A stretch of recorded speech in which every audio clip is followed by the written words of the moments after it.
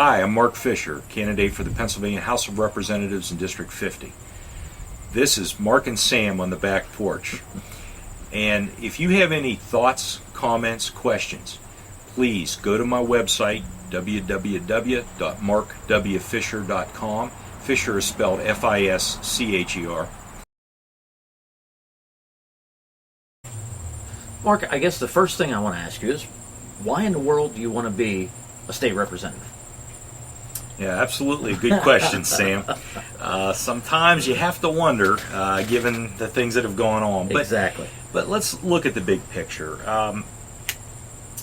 I first got interested in this race around Christmas time of last year, and I was approached. I won a seat on the Borough Council and got to know some people in the Republican Party, and I was approached about the possibility of being a candidate. Now, at that time, there were a lot of unknowns.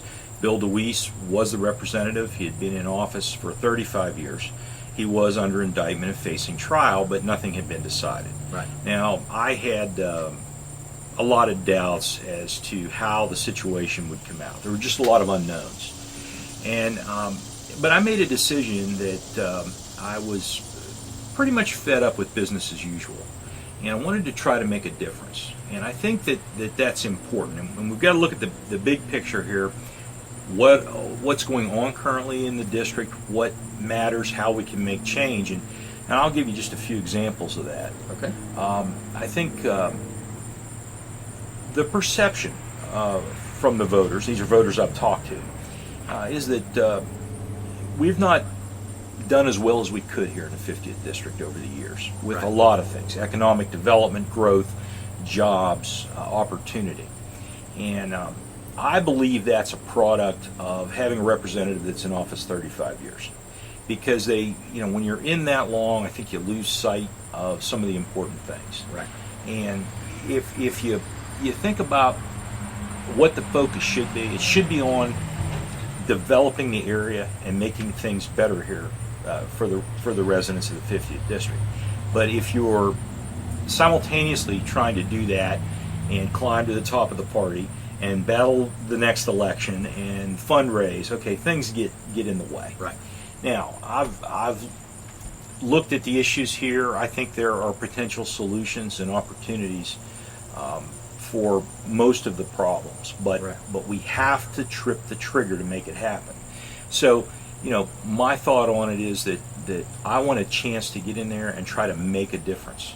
Well, Mark, let me stop you right there for a minute, because I know the answer to this, but I'm sure people watching may not know the answer. What in your background gives you the credibility to be our next state representative? Absolutely.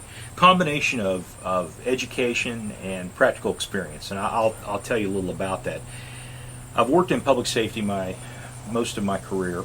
I left the area right after I was married. We had very limited job opportunity, and I went to Florida and started with a sheriff's department, then switched to a fire department, which was what I did here. I was a volunteer fireman in Waynesburg, and that was my passion. That's what I really wanted to do. Right. But I turned it into a career. I worked 10 years climbing the ranks to be an operations captain on a fire department, full-time career. And union position, I might add. I was president for a while of the local firefighters union. Wait a minute, let me back up. Yeah. You're a Republican and you are president of your union? Believe it or not, Okay. it works that way. Nice to see. Yeah, it's an interesting side note. But anyway, I went on. I did some private sector things. I picked up an engineering degree and worked in the private sector. And then I worked in Cocoa Beach. I was deputy fire chief, emergency manager, fire marshal. I wore a lot of hats. But every step of the way, I dealt with government, worked in government, or dealt with government, and appointed and elected officials. And let's make the distinction for the folks listening to this. An appointed government official is someone that is employed, hired, goes through a process and receives an appointment. A city manager, a police officer, a firefighter. An elected official would be someone that has to campaign and seek office and win the vote to get in. And so I worked with both of those individuals, of all types, and it was working on policy, working on planning. I was chairman of the Brevard County Local Mitigation Strategy Group, and I worked with representatives from the county, surrounding governments, 15 municipalities in Brevard County, and we developed a mitigation strategy for disasters. Hurricanes specifically was one of our main focuses. After that, I left Florida and came back. My grandmother had Alzheimer's and needed someone to take care of her. You know that very well. I do. And I stayed here. My wife and daughter stayed in Florida to finish my daughter's college education. And I worked for West Virginia University, ran around the country, developing homeland security programs, training, working with local government, state government on some of those. And then I was recruited into the Washington, D.C. System, where I worked in different capacities supporting the Department of Homeland Security. And one of those was a national coordinator for public safety at the state and local level. So I worked with all these different groups. Right. And the whole time, as you grow, you develop a political culture, if you will, about yourself as an individual. And I've been all over. I started as a Democrat because my father was and is a Democrat. Right. I switched to the Republican Party out of frustration after Jimmy Carter, and any of you around that were in that experience can understand what I'm saying. I became a Republican, but I got angry with the Republican Party because I didn't see them really changing the status quo. So I became a Libertarian for a while, and when I came back to Pennsylvania, I became a Republican because there's at that point I knew I want to do some political things. Right. So, Borough Council here in Waynesburg, won that election, and that's how we got back around. Now, all of those experiences, along the way too with education, I picked up a master's degree in public administration and completed all the coursework for a PhD in political science at West Virginia University. So, I've mixed the academic training, the knowledge of what it takes, along with a lot of experience in getting the job done. Right. Now, other elected officials that come through a different life experience may not have that match. Right. And they may be strictly a political animal, driven by politics.